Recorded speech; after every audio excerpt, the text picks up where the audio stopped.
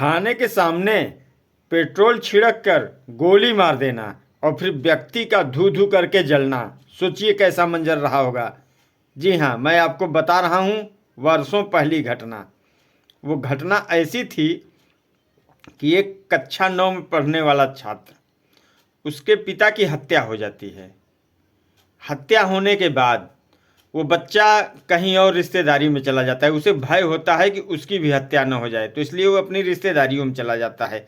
समय बीतता गया, 2 साल, 3 साल, 4 साल बीता। बच्चा मजबूत होता रहा, धीरे धीरे जवान होता रहा। वो अपने आप को शारीरिक रूप से भी मजबूत करता रहा, मानसिक रूप से भी मजबूत करता रहा। मामला ये था कि थाने के ठीक सामने एक पान वाले की दुकान थी। पान वाले ने कुछ कमाया तो दुकान बढ़ा ली, परचून की, और 2 शटर बनवा लिए। जब शटर बन गया तो उसके दुकान में एक किराएदार आ गए। वो बाहर के थे, बलिया के। तो वो किराएदार आ गए, तो वो पढ़े लिखे थे। वो थाने में जो कोई आता था कि मेरा रिपोर्ट लिखवा दीजिए, तो पहले रिपोर्ट लिखने वाले, एप्लीकेशन देने वाले लोग होते थे, 150 रुपया लेकर वो थाने में रिपोर्टिंग करा देते थे। तो ऐसे ऐसे उन व्यक्ति की डेली की इनकम बढ़ती गई। वो थाने की दलाली में हो गए और लोगों की मदद करते, थाने में उनका काम कराते और जो कुछ भी इधर उधर से मिलता उसको लेते।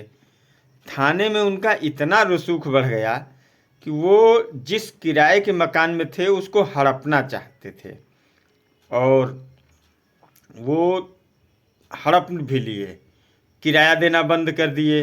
बाद में जब मकान मालिक ने कहा कि भैया किराया नहीं दे पा रहे हैं तो हमारा घर खाली कर दीजिए, तो घर खाली न करना पड़े इसलिए उन्होंने मकान मालिक की हत्या कर दी। सारा लोग परेशान कि क्या। बाद में रीजन जो छन के आता है, लोगों की समझ में आया कि ये किराएदार का ही कराया है। किराएदार ने मकान मालिक की हत्या कर दी। मकान मालिक का कक्षा 9 में पढ़ने वाला बालक, वो पढ़ाई लिखाई छोड़ के गायब हो गया, चाहे अपनी जान बचाने की इच्छा से या कोई और मकसद से। लेकिन जब 3-4 साल बाद लौटा घर तो मजबूत उसकी शरीर हो गई थी, एक्सरसाइज करता था, तो उसने कुछ नहीं देखा, कहीं इधर उधर किसी के यहाँ नहीं रुकता, ढाबों पे खाना खाता था और वहीं सोता था।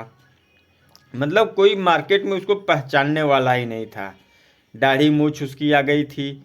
उस बेचारे ने क्या किया, एक दिन उस व्यक्ति को जो उसके घर में किराएदार था और जो पूरा मकान हड़प लिया था, उसके ऊपर थाने के सामने पेट्रोल छिड़कता है, माचिस लगाता है और फिर गोली मारकर फिर फरार हो जाता है। कोई उस बालक को पहचानने वाला नहीं था। सारे लोगों की समझ में आया कि हो न हो उन्हीं का लड़का हो जिनका मर्डर इन्होंने किया था, उन्हीं का लड़का जो है इस घटना को अंजाम दिया होगा। लेकिन अब आप सोचिए कि ठीक थाने के सामने, और ये कोई कपोल कल्पित घटना नहीं है, यह मड़िहान थाने की घटना है और मड़िहान थाना मिर्ज़ापुर ज़िला उत्तर प्रदेश में लगता है। तो ये कोई कहानी नहीं है। कोई भी व्यक्ति इस घटना की जानकारी मड़िहान थाने से ले सकता है या मड़िहान मिर्ज़ापुर के आसपास जो लोग होंगे वो ले सकते हैं। हम इसमें व्यक्तियों के नाम नहीं बताना चाहते, क्योंकि नाम के आगे कुछ टाइटल लगी होती है तो लोग जाति सूचक युद्ध समझ लेते हैं और इस जाति उस जाति का मामला जोड़ देते हैं। इसलिए हम आप पे यह निर्णय रखते हैं कि अगर आप तह तक जाना चाहें तो थाने की डायरी में देख सकते हैं। जय हिंद साथियों।